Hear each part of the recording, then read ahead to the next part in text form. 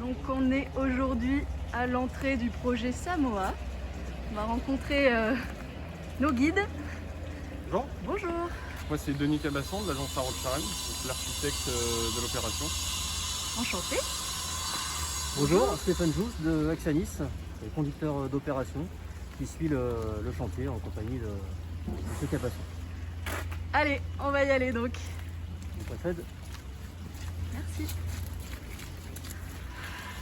Donc là, ce sera l'entrée principale pour les véhicules, donc qui va donner directement sur tout l'espace de stationnement sur 2 niveaux, rez-de-chaussée et R+1 qu'on voit dans l'enfilade. En fait, c'est une opération de 101 logements, 69 places de parking, 4 locaux d'activité. Tout ça monté un peu en superposition les uns sur les autres, un petit millefeuille, c'est complexe. On a donc 101 logements avec 7000 m² de surface plancher. Et Presque 8000. comment Presque 8000. Ouais, non, il y avait presque 8000, donc il y a quand même du monde. Et après, ça pèse en marché de travaux, on est quasiment à 10 millions. Marché de travaux, c'est vraiment coût entreprise, sans tous les coûts annexes, y compris la maîtrise d'œuvre et tout ça. On fait un programme mixte entre deux promotions. Il y a donc un bailleur social, Aquitanis, et la promotion immobilière qui donne c'est dédié dans la session sociale, Axanis, répartis entre 60 logements pour Axanis et 41 logements pour Aquitanis. Plus, comme signalé, plus 4 locaux d'activité. Très bien. Merci.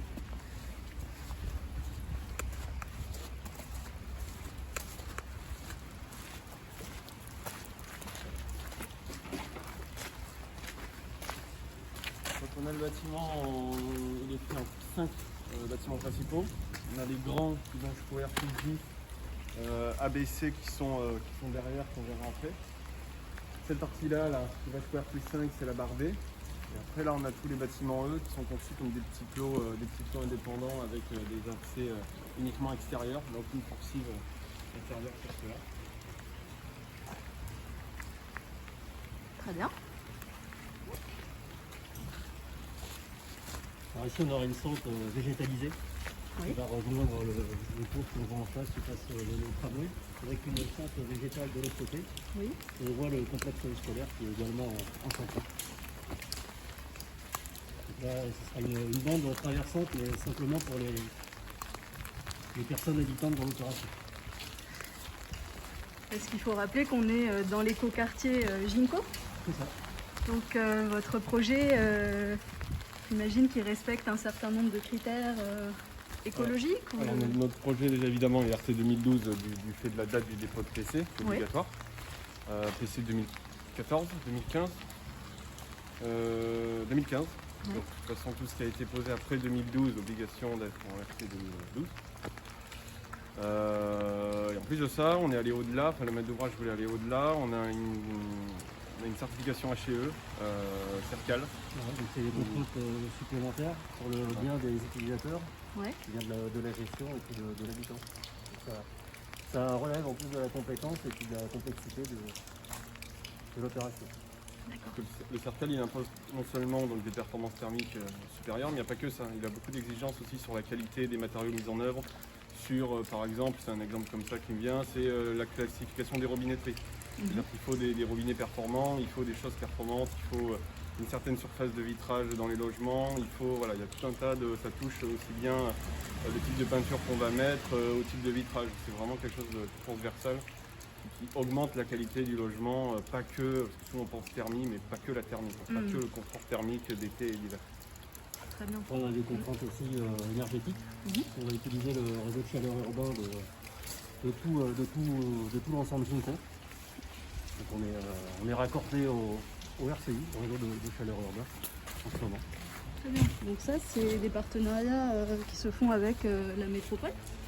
Avec la métropole, beaucoup de services, avec Engie pour pas les citer, avec Enedis. Donc c'est vrai que c'est l'intervention d'une multitude de prestataires externes et de concessionnaires. D'accord.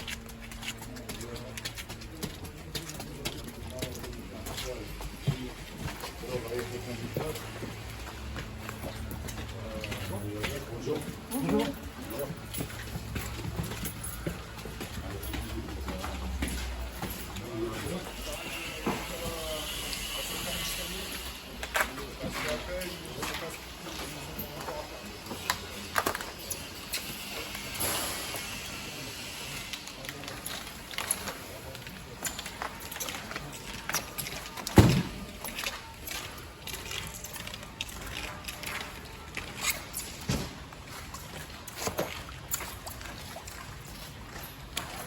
là on est sur le parvis central. Donc ça c'était une imposée, c'est imposé. C'est-à-dire ça faisait partie du programme. L'aménageur, quand il a conçu toute la zone Ujinko, avait sorti un certain nombre de lots. Et dans chaque lot, donc ici on est sur le lot B11, chaque lot avait un certain nombre d'obligations architecturales à respecter. Donc le PLU, d'une part, évidemment, mais également une volonté de sa part d'avoir une fente transversale en bas qu'on a visité tout à l'heure, une terrasse au R+2. Tout ça c'était demandé par l'aménageur et on se devait de le respecter. Donc là on est sur une fente, sur un parvis planté. Ils sont en train de poser l'isolation et le drain qui va permettre de récupérer les eaux d'infiltration des pluies d'équerre. Et en dessous on est sur de nouveaux parkings. D'accord. Voilà, rien n'a été creusé, c'est pour ça que les stationnements sont au rez-de-chaussée sur un étage. C'est pour ça qu'on se retrouve sur un parvis surélevé. Donc avec des niveaux différents entre les logements sur le rez-de-chaussée et ceux-ci qui sont déjà en R+2. Au niveau de la structure, j'imagine que ça doit être très renforcé pour pouvoir planter ici. Alors déjà on est sur pieux parce que le sol ici il est franchement pas terrible. Ouais. Donc on est sur des pieux flottants. Donc on n'est même pas sur des pieux qui s'appuient à la fin sur quelque chose de dur, on est sur des pieux qui fonctionnent uniquement en frottant sur toute la surface en périphérique. Donc on est vraiment sur un sol pourri. Donc voilà, des assez gros pieux. Dessus on a les casques, on a les longrines, donc c'est des poutres qui supportent le bâtiment. Oui. Et après on a toute une structure béton, l'ossature de ce bâtiment est quand même en béton armé primaire. Et dessus on vient y rapporter un bardage, mais vraiment ça porte par le béton. On aurait pu faire le choix d'un mur en ossature bois, il y a plein d'autres technologies disponibles, mais ici on est parti sur ça. Très bien. Il faut savoir aussi que la création, on est dépendant de la ZAC, la zone d'activité concertée par Bouygues, donc l'aménageur de tout Ujinko et Bouygues Immobilier. Donc en fait on a passé des contrats avec Bouygues pour pouvoir nous permettre de réaliser l'opération en partenariat avec Bouygues. Donc toujours des contraintes d'aménageurs, plus les contraintes de PLU, plus les contraintes comme vous avez évoqué tout à l'heure, HCE, Cercal, etc. C'était une multitude de contraintes pour arriver à la fin du projet. Parce que le PLU, il s'applique pas exactement de la même manière, non, vu qu'on est dans Alors il y une a ZAC. la lecture de la ZAC, plus Ouais. la lecture du PLU. Il faut arriver à concilier les deux, Concilier à faire joindre les deux pour arriver à une conformité. On va dire que c'est le plus défavorable des deux. C'est-à-dire que s'il y en a un qui dit qu'on peut construire à 40 mètres et l'autre dit 30, du coup c'est 30. Voilà, et c'est comme ça pour tout. On est obligé de regarder les deux, qu'est-ce qui est le plus défavorable sur chaque point et prendre le plus défavorable des deux pour respecter les deux. C'est une sacrée gymnastique. Voilà. Oui.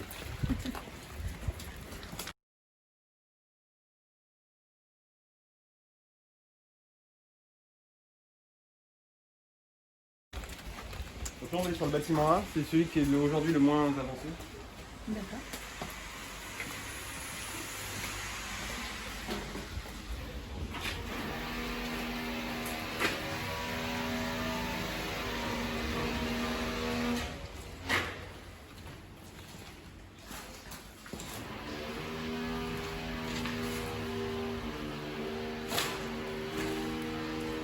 Ici on a fini la maçonnerie, Oui. d'où C'est le chantier. le chantier. Donc, c'est pas forcément normal que ce soit dans cet état-là, mais c'est un peu la vie perpétuelle pour ça aussi. Plâtre, les murs de béton ont été rendus pour qu'ils soient prêts à peindre. Donc là, on est dans un futur logement. C'est ça. On est dans un de soir. Après les typologies, on a du T2, T3, T4, T5, donc des duplex, mais également des triplex. On a quelques T5 triplex. Ce qui est assez rare. Oui. Ce qui est assez rare, ce qui est assez pas facile à vendre après. Mais c'est pas très demandé les T5. Combien mesure là, un T3 par exemple? Alors j'ai pas en tête la répartition le maximum, c'est surtout les T3, c'est ce qui est le plus demandé. Oui.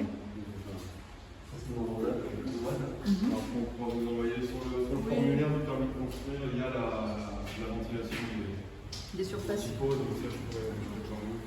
Super. La répartition Donc, ils ont est des bâtons. en fonction du financement également, avec des aides de PLU, PLAIS. Un jeu au début du montage. montage est fait au niveau de la finance avec des aides pour savoir comment répartir les logements en termes de superficie et de typologie. Ok. On va peut-être rester sur un bâtiment un peu plus poussé. Donc en fait, on a fonctionné l'opération, en gros, on a tourné dans un sens. C'est-à-dire qu'il y avait un ordre, on a commencé la barre du E, les types par lesquels on est arrivé. On a fait E, B, donc c'est à côté, C, si on est encore à côté, D et A. Donc là, on est à la fin du chantier, mais le A, on dirait qu'il reste encore un moment, mais parce que voilà, c'est vraiment le bout du truc. D'accord. C'est par là.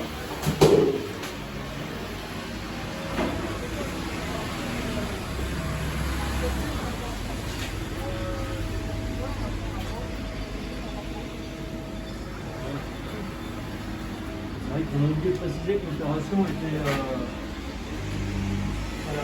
aux limites de l'INCO, c'est-à-dire qu'elle est sur elle encadre 3 terrains. On a une petite rue par laquelle on est arrivé. Oui. Après, on a le grand cours du Québec qui longe le tram et l'avenue des 40 journaux qui délimite la fin de l'opération Zinco. Ok. Ça, on pourra voir sur les plans de contexte. Voilà, on a 3 limites sur Ce qui est intéressant aussi pour libérer des vues différentes. Ouais. Vu en même temps aux contraintes d'alignement, d'isolation phonique aussi, parce qu'on a des nuisances qui sont plus élevées. Ouais. Ça rajoute encore une fois des fois qui peut aider aussi dans l'association du projet. Ouais.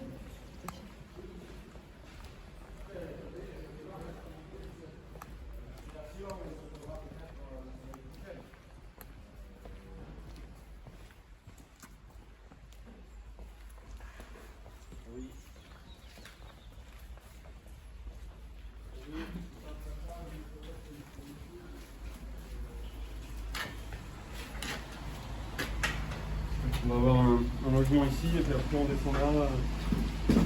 descendra voir un peu la façade de la façade générale. Ouais. On est encore de bâtiment en C, c'est ça Denis? C'est ça, ouais. Ok, très bien. On peut récupérer. On est allé au B, mais il y a une grue qui nous donne un peu la Ah oui. Donc je sais.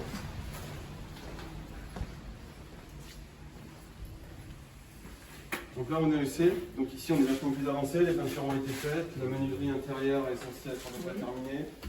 On a les portes de distribution, on a la porte principale, on a le sol. Donc là ça fait encore chantier, mais en vrai il manque pas grand chose pour que ce soit libre. Il manque des appareillages. Donc là quand on arrive dans un logement comme ça, on est plutôt content parce qu'on sait qu'on est voilà, quand même assez proche du bout. Le plus gros est passé. Oui, Ouais. c'est ça. Très bien. Donc là, c'est un studio. T1. Ça doit être intérieur du chambre. Ah oui, il y a une chambre. Ok. Donc future cuisine. C'est quand même sympa les Donc ils ont chacun leur loggia. loggia. Ouais. Ils ont tous une loggia. Ouais. Elles ont été faites, alors l'opération a été montée de façon à ce que les loggias ne soient pas en vis-à-vis les unes par rapport aux autres. Ouais. Donc en fait les loggias, elles sont, bon alors ce logement-là, elles regardent sur le côté ouest parce que, bon ben voilà, le bâtiment est fait comme ça, mais on a favorisé essentiellement des vues au sud, donc la majorité des loggias sont orientées au sud. Et du coup, vu qu'elles sont toutes quasiment orientées sud, les bâtiments se tournent le dos les uns aux autres. Ce qui fait que la face avant des bâtiments donne sur les faces arrière des autres, ce qui permet que les gens ne soient pas en vis-à-vis en face les uns des autres. Chacun toujours Une intimité. Ouais. Pour avoir un peu d'intimité aussi et que les gens ne se sentent pas exposés, on a aussi prévu des garde-corps qui sont largement opaques. Oui. Donc ça c'est vraiment un choix architectural parce qu'on s'est rendu compte que quand on mettait quelque chose de trop aéré, le pire étant donc un garde-corps en verre, les gens se sentent mal et mettent des choses pour se cacher. Donc ça finit avec des façades, avec du camis, avec des rideaux de douche, avec les gens ont besoin d'être dans un cocon, on va dire. Donc là ils ont 2 faces fermées, des garde-corps pleins. On espère que voilà, ils vont se sentir suffisamment bien pour ne pas avoir à mettre beaucoup de choses en balcon qui du coup dénature un peu le projet et qui surtout ne correspond pas aux besoins de Usage, oui. Les garde-corps ont un rôle essentiel aussi, c'est qu'ils vont amener de la végétalisation. Il faut carrer un peu avec l'aspect métallique du projet. Oui. Et on est justement des végétaux qui vont suivre toutes les barres de garde-corps. du sol jusqu'en haut, avec des jardinières qui sont inclus dans le D'accord, donc la façade sera végétale. Il y a une partie de la façade, là sur cette trame, il n'y a que celle-là, en fait on la voit. Hein. C'est un module, on a standardisé le module, on a un garde-corps et dessus il est rajouté en fait un bac Ah oui. qui sera planté. Donc, ça a été standardisé pour des raisons d'efficacité de fabrication. Donc on va retrouver ce système sur tel objet. Très bien.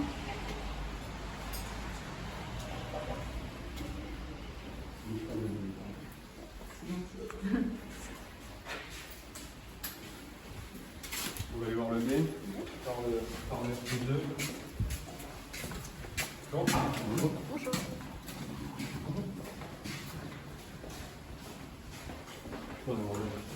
Là. Donc ça c'est un point de dilatation, parce que là on est à cheval sur 2 bâtiments, et donc les bâtiments, pour respecter le niveau structurel, les bâtiments bougent en fait, ils bougent pas mal. Là à Bordeaux on a des JD qui font 2 cm comme ça, donc c'est pas beaucoup. Moi dans le Pays Basque c'est 6, parce qu'on est en sismique. Donc les Eurocodes nous ont un peu sauvagement augmenté les JD et les structures parasismiques. Ce qui fait qu'on a un trou large comme ça, qu'il faut ensuite habiller. Ouais. Donc c'est pour ça qu'on a un trou là qui fait tout le tour. Sur le sol aussi, même si ça ne se voit pas beaucoup, mais le trou y est. Et ensuite on a des habillages qui viennent et ça permet aux 2 bâtiments en dilatation, donc avec le chaud et le froid, ça leur permet de bouger un petit peu sans fissurer partout.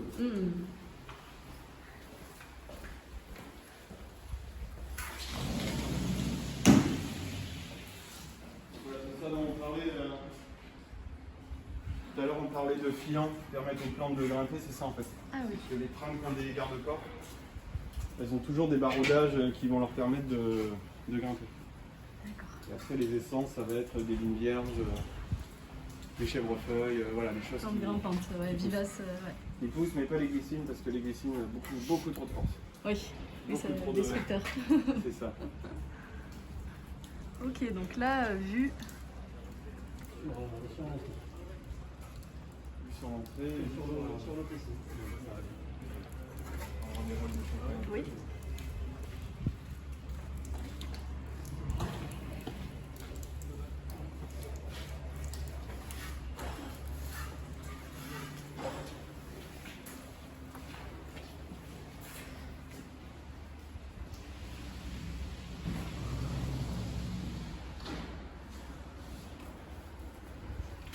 Cette opération, on a des souplex aussi, les gens sont un peu désorientés avec ça, mais en fait on a des logements où on a l'étage et en dessous en fait.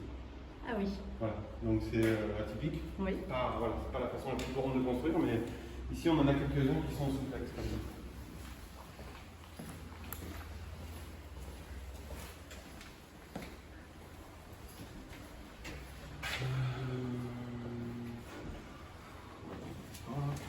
Il est où, Stéphanie? Je suis là. Il est là.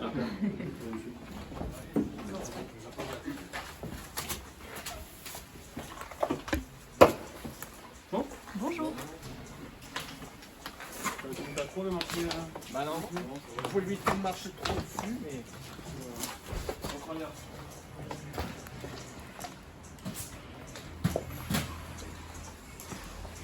Doucement.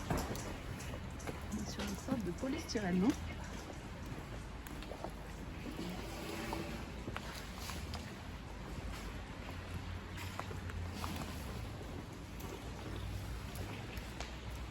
Donc là on a un isolant rose. En fait il n'est pas là pour isoler vraiment du froid, parce que dessus on a le parking, donc il n'y a aucun intérêt à isoler Oui. le parking, puisqu'il est ouvert. Mais il est là pour protéger du choc thermique la dalle béton. C'est-à-dire que si on ne met pas d'isolant, avec les UV, avec le soleil, on peut avoir un trop fort gradient thermique entre ce qu'on a dessous et ce qu'on a dessous. Oui. Et ça peut fissurer la dalle et voilà, ça fait qu'elle vit moins bien. Du coup on a 4 cm, donc c'est pas beaucoup, mais ça suffit pour la rendre, limiter l'impact thermique. Ensuite le blanc là c'est un drain, donc en fait il y a des espèces de picots, en fait, c'est des petits picots, voilà, c'est des espèces de petits picots comme ça, qui permettent à l'eau de circuler dessous. Oui. Et d'accéder donc aux descentes EP qui sont réparties un peu uniformément sur le projet. Les Et après descentes cette de espèce fluviales. de voile là, Oui. ce qu'on appelle un géotextile. Oui. Ça permet d'empêcher que la terre et que les fils de la terre ne passent au travers et arrivent dans les descentes et que in fine, au bout de 10-20 ans, ben, on n'est plus de terre en fait. Oui.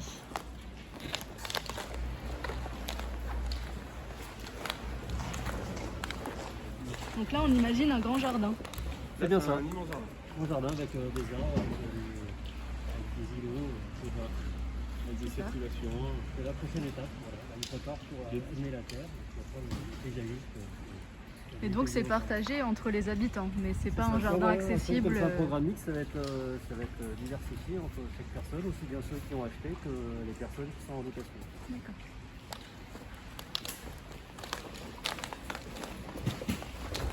Dans la répartition vente et location, vous On savez. est quasiment sur du 60, 2 tiers, 1 tiers.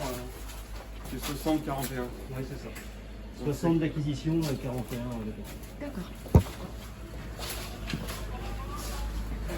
Bonjour.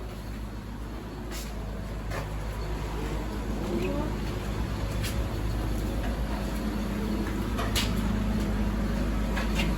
Donc là, ça c'est la vue mobile qu'ils ont mis en place pour amener les terres. Donc elle est monstrueuse parce que déjà elle doit monter au-dessus du bâtiment qui fait quand même 6 étages. Et donc elle doit amener plusieurs dizaines de tonnes de terre en 2 jours. Ce qui fait qu'ils ont été obligés de trouver quelque chose de vraiment, Imposant, ouais. ouais, imposant et surprenant. Donc, c'est les premiers bâtiments qu'on a vus sur la rue Marceline de Borde, en entrée, sont des bâtiments R+, R+3. Et après, sur la limite où on se trouve actuellement, on va jusqu'à R+10. Oui. Donc, il y a quand même une différence certaine de niveau entre le début de l'opération et la fin. Et la terre qui est ramenée, elle provient d'où? Comment ? La terre qui est ramenée, vous savez d'où elle provient? Non, ça, alors, la paysagiste doit savoir. Oui. Parce qu'elle fait des visas évidemment sur ce genre de choses. Je ne sais pas vous dire, surtout que c'est une terre qui est un peu particulière, parce qu'elle est étudiée déjà pour être suffisamment riche pour les végétaux, parce que 60 cm de terre pour des arbres, c'est pas beaucoup. Ouais. Donc elle est quand même étudiée spécialement, elle est un peu allégée aussi, il y a beaucoup de fines pour l'alléger aussi, pour pas que ça pèse trop sur la structure. Ouais. Donc c'est pas de la terre qu'on va creuser dans un champ, voilà, Ouais. c'est quelque chose de travaillé, de réfléchi. Spécifique au projet, ouais. Pareil, ce qu'on va mettre dans les jardinières, c'est quelque chose qu'il ne faut pas que ce soit trop lourd, donc c'est voilà, toujours des choses qui sont un peu. Il y aura un autre lien aussi sur les spécifications pour quel type d'engrais utiliser, quel eau utiliser pour les jardinières, pour pas désespérer la galvanisation. Oui. Chaque acquéreur aura une fiche de route à respecter pour l'entretien des éléments. Donc là ici on est quasiment fini. Donc quelques finitions. Évidemment nettoyage, il manque toujours les équipements électriques, mais ça c'est des choses qu'on pose vraiment en dernier parce que malheureusement il y a des vols. Ah oui.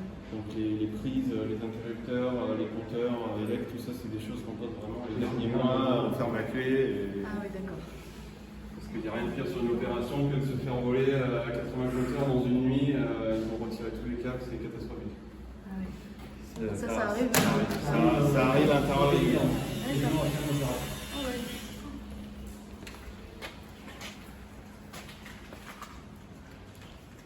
Il a quand même un petit balcon, Ouais, sympa là. un petit balcon sympa. Ouais. Ah ouais. Donc là, il y a le caniveau qui va récupérer les eaux pluviales. Les gueulites qui sont dedans, là, c'est ça qui viendra dessus pour donner l'accessibilité handicapée. D'accord. Parce qu'on Ah n'a oui, pas les le droit grilles là. Ouais. on n'a pas le droit d'avoir un ressaut de plus de 2 cm pour l'accessibilité handicapée. Ouais. Ça, c'était un sujet de plusieurs discussions Ouais, en réunion entre les contraintes techniques, Oui. les contraintes PMR d'accessibilité, et aussi également esthétique. Donc, il y a plusieurs allers-retours pour savoir comment faire, essayer quelle solution retenir. Ouais. Bah, ça a Pour quelque l'air chose assez simple et logique quand on le voit. Alors, ça a l'air simple, fini. mais ça a été plus compliqué. À la fin, ça a l'air simple. Oui. Pour quelque chose qu'on ne verra quasiment pas. Ah, c'est beau là avec le soleil. Les belles ombres portées.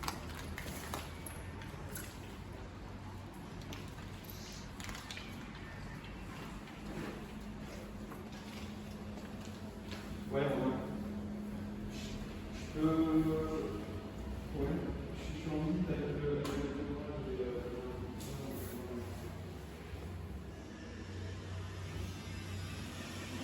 Chambre.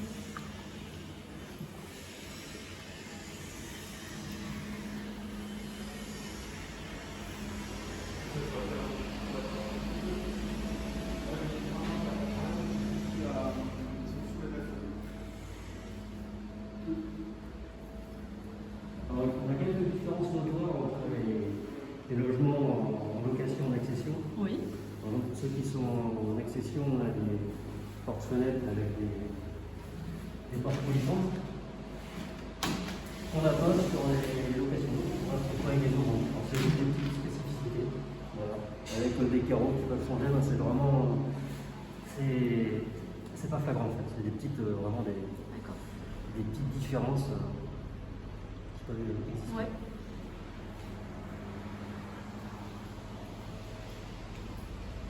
Les sols sont les mêmes, les peintures sont les mêmes. Ouais. Donc c'est des petits détails. Voilà. Les détails juste au programme entre le locatif et l'acquisition. Donc Oui, ici, donc là c'est la fin. là, ça paraît bizarre, mais c'est une petite fente réglementaire. Ouais. Là, on a deux portes qui donnent sur le même volume. Ah, Et parce qu'en fait, on a une cloison amovible. Donc en fait, pour respecter la réglementation handicapée, on a beaucoup de contraintes au niveau des dimensions. oui. Ce qui explique les salles de bain immenses et les WC immenses. Oui. Certains logements, parce qu'on préfère donner la surface au salon et aux chambres plutôt qu'au sanitaire. Donc on a une petite feinte, on va dire, réglementaire qui nous permet de fusionner le WC et la douche au niveau réglementaire, donc au niveau des dimensions. Donc ça c'est une salle de bain WC réglementaire, sauf que quand on va le livrer, on va mettre une cloison ici. On va mettre une cloison qui va séparer les deux volumes, qui est facilement amovible. Donc facilement, ça veut dire sans avoir à refaire le sol, sans avoir à refaire le plafond. Donc c'est pour ça qu'on fait sol et plafond fini, on vient poser notre cloison, et si un jour il y a un handicapé qui habite ici, il a juste à faire déposer la cloison et il a tout ce qu'il lui espace faut, voilà, nécessaire pour le et ça fauteuil. permet au valide d'avoir de perdre moins de surface sur ces zones-là. Ouais. Oui, d'avoir le confort de séparer les deux entités. C'est ça. Oui. Ouais, et puis surtout de ne pas se retrouver avec 4 mètres carrés perdus ou 3 mètres carrés perdus dans le WC, Oui. qui serait forcément enlevé des chambres ou enlevé Ouais. du salon.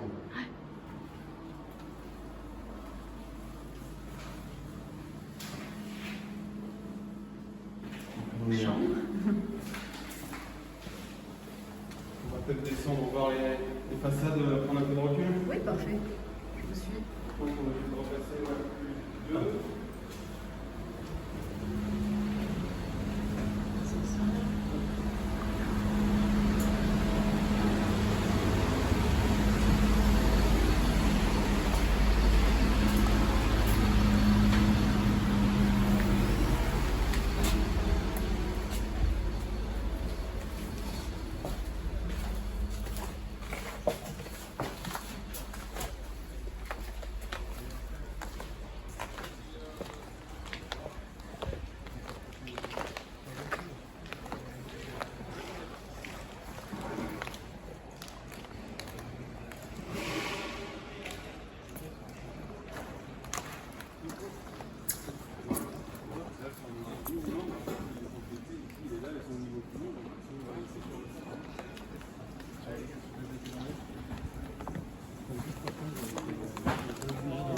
Bonjour.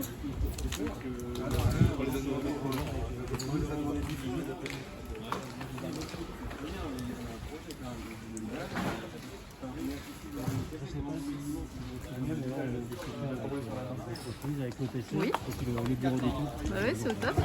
Discussion de chantier. Exactement. Donc t'as eu le retour du commissaire, donc c'est je vais descendre un peu.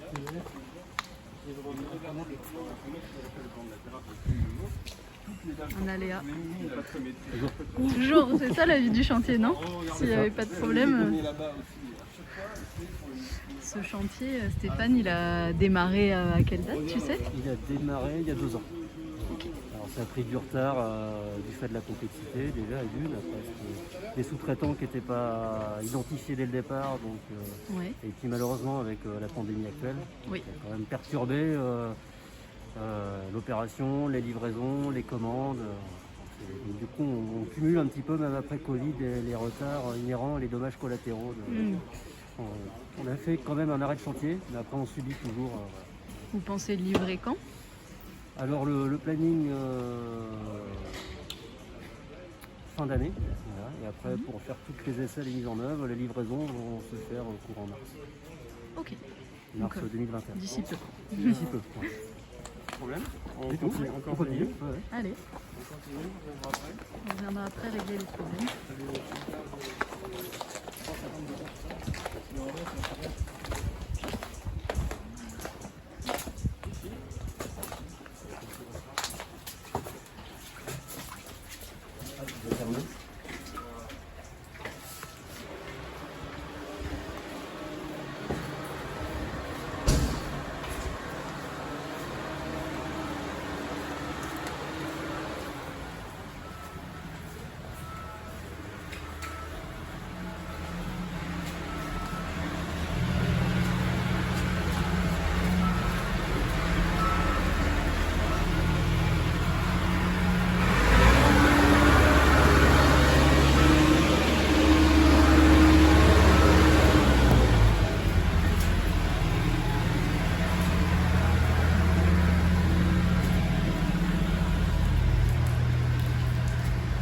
passer là?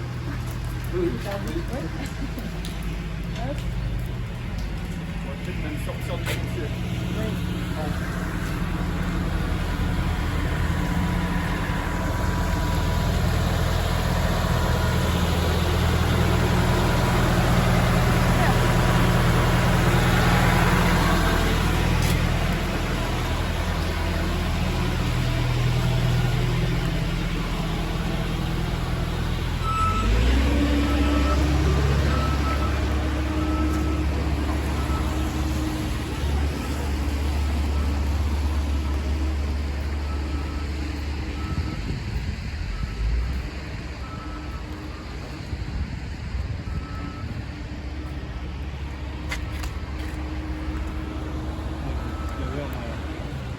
Un peu plus loin quand même. Ah oui, c'est quand même pas rien. Hein. Non, c'est ça commence à faire quelque chose d'assez imposant. Ça change un peu la hauteur qu'on a sur l'entrée principale. Oui, ça n'a rien à voir. Ouais. Oui, de l'autre côté on a des tout petits bâtiments qui vont vers plus 4. Oui. Là, Denis, on arrive un il peu. t'appelle. Non? Non, je pense pas. Non, je le connais pas.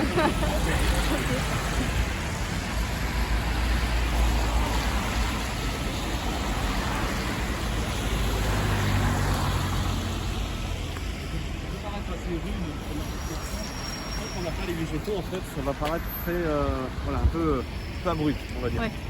Après, les végétaux, aussi bien sur toutes les façades que sur la sente et le parvis, ça va quand même apporter beaucoup de rondeur et beaucoup de douceur à l'opération qu'on n'a pas forcément, qu'on n'a pas encore aujourd'hui. Oui, après là, on est encore dans une configuration santé, c'est qu'après l'aménageur, toute la partie qu'on voit derrière la clôture, là, ce sera il y aura une piste cyclable avec des arbres qui vont être plantés.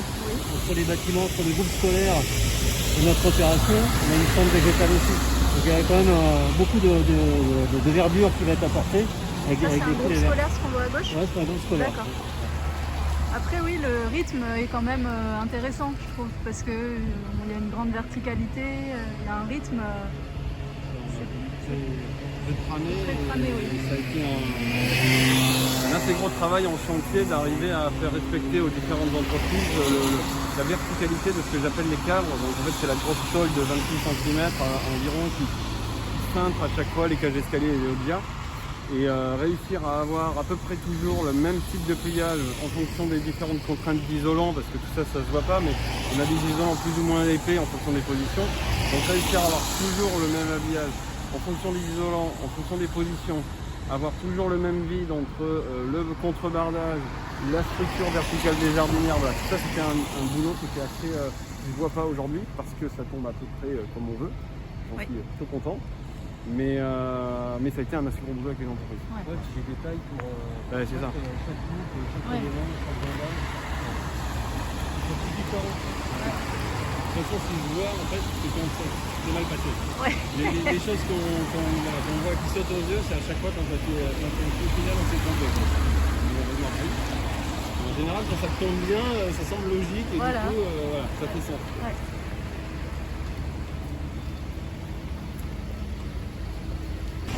Un petit panneau.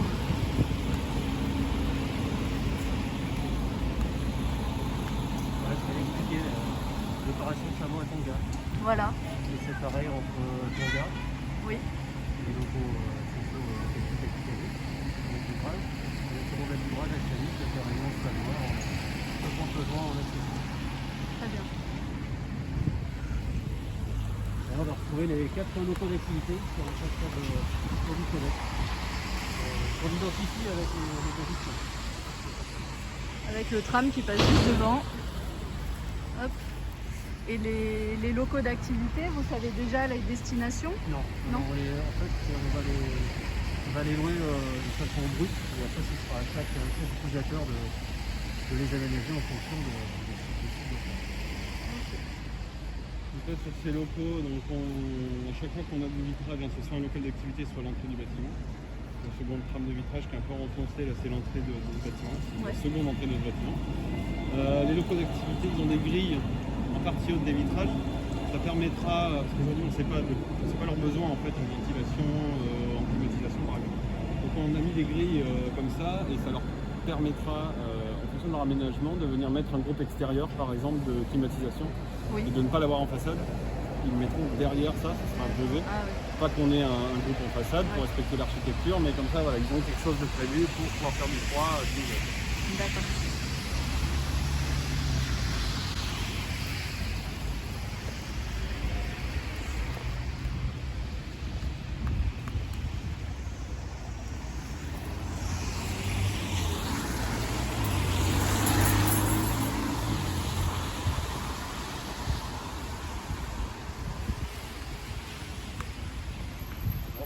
On fait le tour.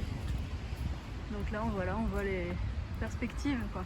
C'est ça. Donc le futur jardin. Voilà, l'espace entre les deux blocs A et B. On retrouve la terrasse végétalisée. On Ouais. met des arbres qui poussent là-dessus. Voilà.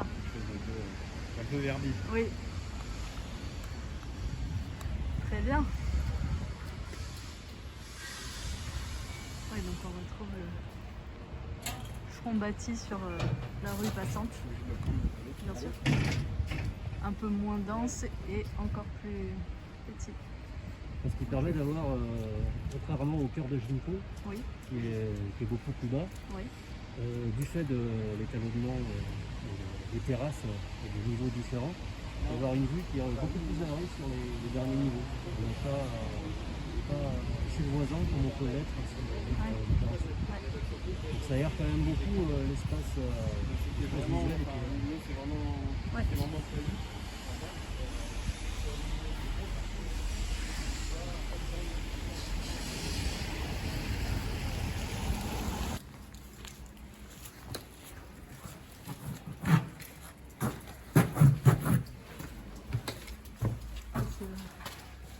Salle de réunion. Donc ça, c'est le fait de réunion. On l'a déplacé dans un logement pour des contraintes. L'aménageur va travailler sur la centre où on avait notre base vie en bungalow en fait. Oui. Et donc là, on est contraint de finir le chantier en occupant donc un logement pour faire la base vie avec la salle de réunion et les bureaux de chantier de l'entreprise semi-générale, on va dire. Et tout ce qui est vestiaire, salle de restauration des ouvriers, tout ça, c'est dans les locaux d'activité.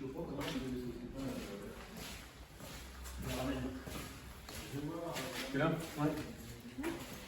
Il y a combien d'entreprises qui interviennent sur ce chantier? Alors pas beaucoup, en mandataire, parce qu'on a GCC qui a 80% d'élo. En fait, c'est une entreprise qui a répondu à tous les corps d'État, comme une Ouais. entreprise générale, mais un projet en corps d'État séparé. Ce qui fait qu'il a, en volume, il a 80% du marché, Ouais. et il a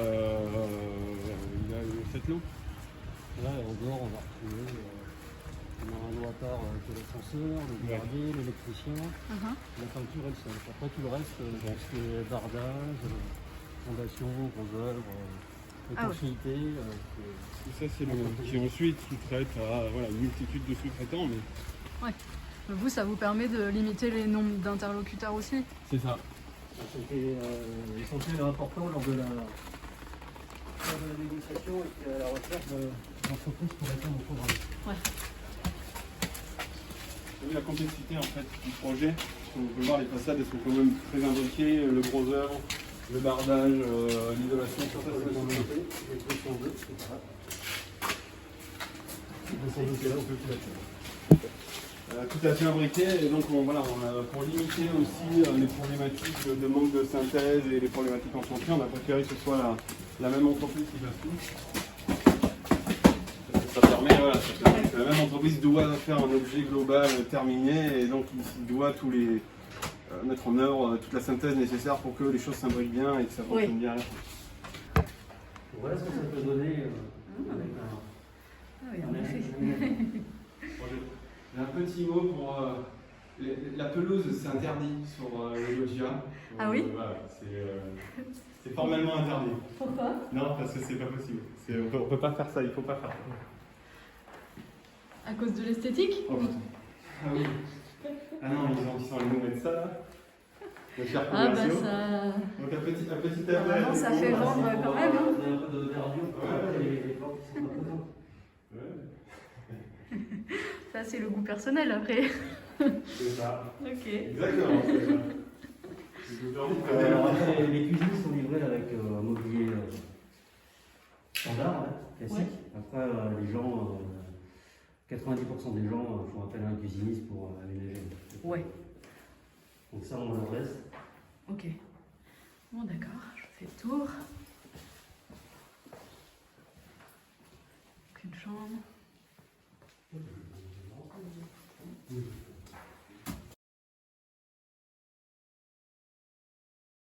Est-ce que vous pourriez me rappeler les principaux acteurs qui sont impliqués sur ce chantier et comment ils se répartissent les rôles, comment ils interviennent les uns par rapport aux autres?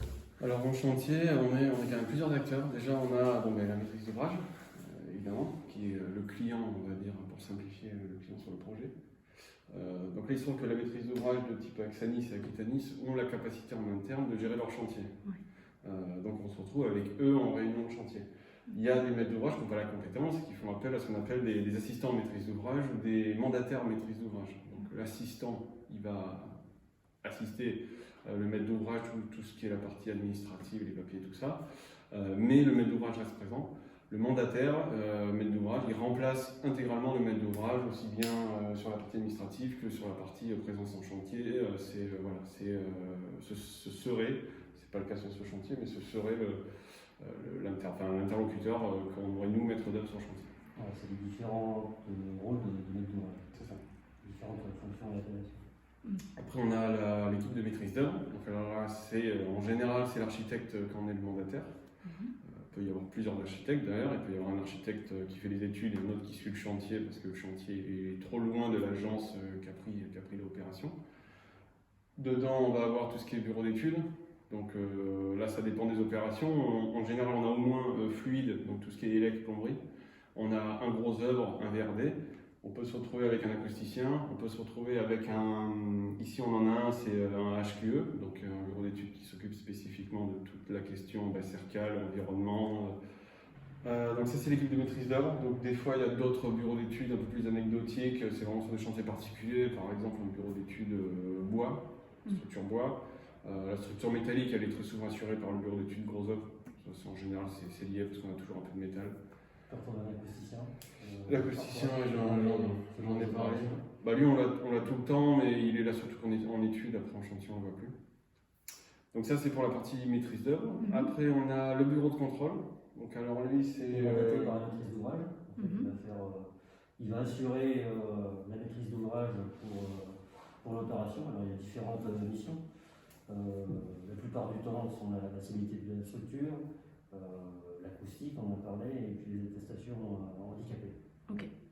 Donc en fait, lui, il est vraiment indépendant. Il est mandaté par le maître d'ouvrage en direct. Il n'a aucun lien avec la maîtrise d'œuvre ni les entreprises. Donc il a vraiment un rôle impartial de conseil vis-à-vis du règlement. C'est-à-dire que lui, il ne va jamais proposer une solution technique. Il va juste dire que la norme, le texte demande ça. Il est vraiment là pour viser, pour assurer, et puis pour rassurer aussi les entreprises ou la maîtrise d'œuvre, les questions. Voilà, c'est pas lui qui va créer ou concevoir le projet, c'est pas lui qui amène les solutions. En principe, il n'apporte pas les solutions. C'est toujours agréable quand on a un bureau de contrôle qui est un peu, avec qui on peut discuter, on va dire, pour trouver des solutions techniques qui lui vont, qui vont du coup réglementairement, et voilà, c'est toujours plus efficace, on va dire, mais son rôle, il n'est pas là pour faire de la prescription. Ensuite, on a le SPS. Mandate également un SPS, c'est une obligation, comme on est en collectivité. Donc lui, il va assurer tout ce qui est nécessaire dans une vie de chantier.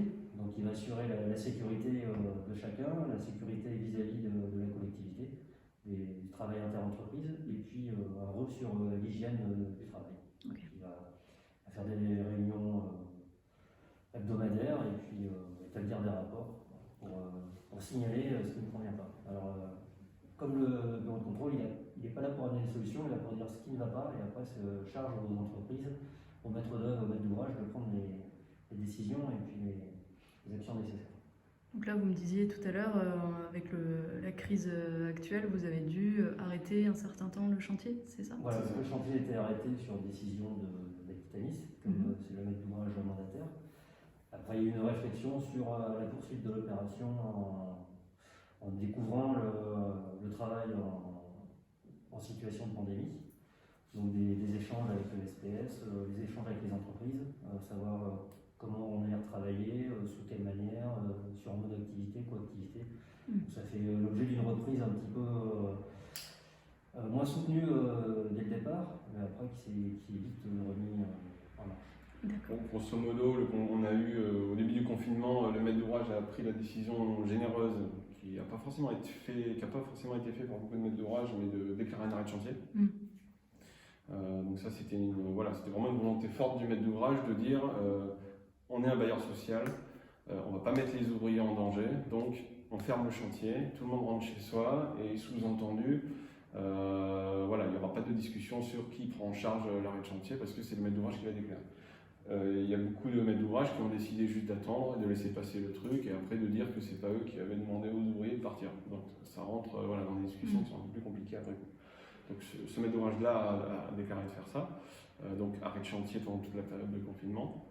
Environ un mois et demi, un mois on va dire avant le déconfinement, on a commencé à se poser la question de qu'est-ce qu'il allait se passer après. Donc une fois qu'on avait passé un peu la vague de ok, c'est le bazar, il faut que tout le monde s'arrête. On a eu le guide de l'OPPBTP qui a balancé son premier rapport le 4 avril, qui nous a permis de nous baser dessus pour ok, c'est ça qu'il faut mettre en place, donc on a commencé à réfléchir là-dessus. Et ça nous a permis de réouvrir le chantier la semaine du déconfinement. C'est-à-dire que même en étant arrêté, c'est vrai qu'on va dire que le premier mois, il s'est pas passé grand-chose parce que c'était une découverte pour tout le monde. Et sur le deuxième mois, c'est vrai qu'on a commencé à anticiper pour une reprise. On a alerté quand même les gens qui étaient présents, même s'ils étaient en arrêt, on fait l'effort de répondre à nos appels, à nos courriels, pour pouvoir redémarrer de façon cohérente. On a fait des visios d'abord avec le maître d'ouvrage, toute l'équipe, y compris le SPS qui avait un rôle clé quand même, qui avait eu vraiment un rôle clé qu'il n'avait pas l'habitude d'assumer parce que c'est quand même une situation totalement particulière et sur laquelle personne n'était formé. Mais lui, de par son rôle d'assurer la sécurité des ouvriers sur chantier, de veiller à la sécurité des ouvriers sur chantier, il avait vraiment un rôle clé. Donc il y a eu d'abord des réunions en interne, maîtrise d'œuvre, pas bureau de contrôle, SPS, maître d'ouvrage. On s'est mis d'accord sur des grands axes. Après, on a convié à ces réunions les entreprises, parce qu'au final, il ne faut pas oublier que c'est elles qui ont la responsabilité de la sécurité de leurs employés sur site. Donc nous, on leur donne un cadre, on leur propose une méthodologie, mais ça reste les entreprises qui la mettent en place et qui la suivent. Donc il faut vraiment qu'ils soient partie prenante du système. Donc on a échangé pour proposer et puis valider par les entreprises. C'est ça. Et après, une fois que tout ça a été calé... Il y a aussi une mission complémentaire pour le SPS, parce que c'était des éléments qui n'étaient pas inclus dans sa mission initiale. Ouais. Des surplus forcément financiers et de temps pour mettre les ouvrages dedans. Ouais. Et après, ça nous a permis de réouvrir à peu près à mi-capacité au déconfinement, peut-être un peu moins même. Première semaine, on a fait ça. Semaine suivante, on a monté un peu en capacité et là, on est arrivé à peu près à la normale. Le port du masque obligatoire et surtout la disponibilité des masques ayant quand même sacrément aidé la chose. Mais aujourd'hui, on est à peu près revenu à une activité tout à fait normale. Donc une livraison, vous me disiez tout à l'heure, Stéphane, C'était prévu fin d'année, on espère nous livrer pour les futurs acquéreurs en mars. Ce sera fin mars, avril. Ça permet d'avoir un trimestre pour prendre les réserves éventuelles et puis assurer tous les tests de bon fonctionnement. Et les ventes, elles sont déjà passées? Quasiment tout est vendu. Ouais. Après, il y a quelques désistements, comme l'opération un peu tardée pour X raisons, notamment due au Covid. Ouais.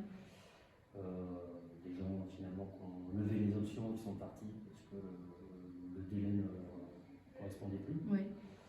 Après, du coup, les logements sont toujours remis en vente. Alors, j'ai pas le nombre de logements restants encore à acquérir. On n'est pas loin de 100%. D'accord. Et au niveau du prix au mètre carré, c'est une opération qui... Prix au mètre carré, je vais vous dire ça, on est à 2500 et quelques, 2500 euros au mètre carré. Donc là, c'est bien du logement social. Hein. C'est du logement social. Donc, dans la session, on a une taxe à 5,5% en complément, ce qui permet d'avoir un achat on va dire imbattable, avec des avantages fiscaux. Si on arrive à rentrer dans pas être trop solvable ni pas assez. Voilà, il faut pouvoir permettre d'apporter un bien pour accéder à un premier bien immobilier. Oui. Donc les futurs acquéreurs, le profil type, qui sont les futurs habitants Il n'y a pas vraiment de profil type, hein. C'est souvent quand même on peut avoir des jeunes qui sont dans la directive, puis après des familles peut-être nombreuses ou des jeunes célibataires, mais non, c'est assez diversifié, il n'y a pas clairement de profil clairement identifié. Et donc ça se passe comment au niveau de la commercialisation? Comment les gens accèdent à vous? Comment ça se passe si quelqu'un souhaite acquérir ici? Puisque nos étudiants vont être intéressés par ces sujets, je pense aussi. Alors ça, c'est un autre service qui s'occupe de cette opération, c'est le service commercial. Oui.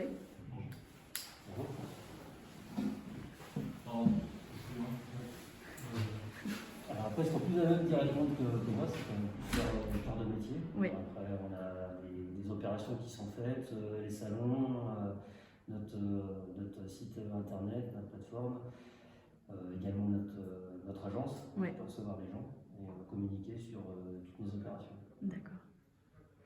Et vous, donc, en tant que maître d'ouvrage, quelle est votre fierté sur ce chantier précis? Qu'est-ce qui vous plaît particulièrement? Il est quand même plus que complexe, hein, de par la densité, aussi bien dans les détails techniques, même architecturaux, la complexité qui a été rajoutée par le Covid. Donc c'est vrai que beaucoup de problèmes se sont rajoutés pour finalement un bon bout, comme on peut le voir, quelque chose d'assez réussi, plus qu'agréable, finalement dans un espace qui est très, très concentré. Une opération de 100 logements, on n'en fait pas tous les 4 matins. Voilà, c'est assez dense. Là, on arrive à trouver quand même une aération assez soutenue. On n'est pas les uns sur les autres. Donc ça, c'était à travailler en conception par l'architecte, on le retrouve maintenant à la fin. Donc le but, c'est quand même d'avoir quelque chose qui nous plaît, aussi bien en conception qu'en réalisation. Oui. Pas de perdre le fil de ce qu'on attend. Je pense que là, on est plus que dans la satisfaction. Et vous, Denis, même question, je venais de poser à Stéphane sur la grande fierté de ce projet finalement. Qu'est-ce que vous en tirez en tant qu'architecte? Alors déjà de le mener au bout, Oui. parce que ça n'aura pas été le plus simple de ma carrière pour l'instant, celui-là. Mais non, c'était R+10 pour moi personnellement, c'était le premier à ce niveau-là. Oui. C'est pas courant quand même de faire du R+10, c'est quand même assez ponctuel. Et d'avoir réussi à le tenir au niveau des façades, et le rendu des façades est conforme à ce qu'on voulait au début. Ça, c'était pas gagné, c'était pas facile, c'est quand même une architecture qui était un peu compliquée, un peu audacieuse de la part de notre agence. Donc assez de fierté d'avoir réussi à mener les façades, le calpinage et quelque chose qui ressemble à ce qu'on avait en tête au départ. Et votre agence, si vous pouvez en dire un petit mot, vous êtes basque, c'est ça? Alors l'agence est au Pays Basque, exactement. Oui. Mon patron d'origine est effectivement basque, il s'appelle Harold Charen. Après, notre architecture, on s'est un peu éloigné du néo-basque depuis toujours, ça n'a jamais été son délire. Donc on est effectivement implanté sur Bayonne. Après on travaille pas mal, là on a eu une assez grosse série ici à Bordeaux. Surtout du logement ou Alors le logement, ça va pas être notre socle principal de boulot. Nous on est en train là de s'orienter un peu plus sur tout ce qui est les sièges sociaux. On a une usine d'une maroquinerie aussi qu'on est en train de livrer. On a fait pas mal de sièges sociaux qui au final sont quand même de belles opérations parce que c'est assez différent. Le logement, c'est bien. Pour une agence d'architecture, il y en a qui sont spécialisés dans ça. Il y en a beaucoup pour qui c'est un peu un socle, on va dire un socle sûr de travail, mais c'est pas forcément là où on peut s'exprimer, on a le plus de liberté, parce que le logement social, c'est forcément quand on travaille pour un client qui est qui fait de la maroquinerie par exemple, donc un client qui a un fort pouvoir financier, il va vouloir avoir un objet extrêmement gracieux et il va être prêt à mettre les moyens dedans, beaucoup plus qu'un promoteur forcément, qui lui a forcément un objectif de rentabilité et qui fait qu'on est beaucoup plus contraint. Après, sur cette opération, on se rend bien compte que ça ne nous empêche pas de faire quelque chose d'assez construit et d'assez marqué architecturalement parlant. Voilà, un logement social, ça ne veut pas forcément dire une boîte carrée avec des fenêtres et des grilles en façade. Oui, c'est un peu la démonstration Voilà, qu'on a c'est pu ça. voir. Et ça, sans être à des prix de construction qui sont totalement déconnants, parce que le prix, le maître d'ouvrage a fait un concours, c'est nous qui l'avons gagné, et il a fait un concours sur une base d'un prix au mètre carré qui était un prix normal pour des logements sociaux. C'était pas une enveloppe spécialement. Vous pouvez préciser le prix, s'il vous plaît? vous rappelez. Alors le prix au mètre carré, petit calcul, parce que j'ai la surface, j'ai le prix. Ouais.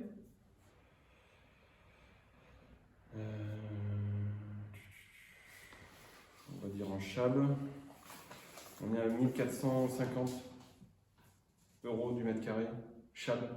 Donc chab, c'est surface habitable, c'est vraiment la surface utile habitable. Oui. Ça ne veut pas dire grand chose parce que là-dedans on compte le parking, on va compter aussi les logements, les locaux d'activité. Donc on doit être plutôt à 1250, je pense, si on ventile un peu mieux. 2560 exactement, mètre carré. En vente.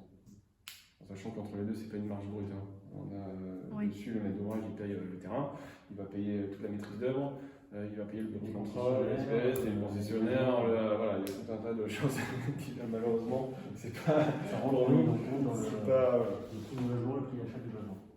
Ok. Et un dernier mot, peut-être juste Stéphane, pour préciser la relation entre Axanis et Aquitanis. Oui, bien sûr. Alors, Rappeler les rôles, voilà. Aquitanis, qui est le HLM de la ville de Bordeaux. Mhm. Et nous, on est la filiale qui est spécialisée dans l'accession sociale. Donc, on n'a aucun patrimoine immobilier, à contrario de notre mère, en fait. Nous, on fait de la vente exclusivement. Donc, tout ce qu'on a, on le revend directement. Ok, d'accord, ok, très bien. Alors, on fait ou du PSA ou de la FA également, soit de la vente sur plan ou alors de l'accession sociale, PSA, location-accession. D'accord. Deux types de contrats, et là on va se lancer dans une nouvelle aventure en CCI, en construction de maisons individuelles. La prochaine étape d'orientation que prend Axanis. Ah, très bien. Et sur la métropole Sur Biganos. Biganos. Proche de la métropole. Très bien. Un futur territoire de développement. C'est ça, un futur territoire, et puis une diversité aussi dans le mode de construction, de financement, d'opération. Voilà, c'est tout nouveau, donc c'est passionnant. Très bien, mais on va suivre alors. Puis une plus, on ne peut pas faire ça ici. En métropole, les individuels, c'est un peu Oui, compliqué. il faut des terrains spécifiques. Je vous remercie tous les deux pour votre temps précieux.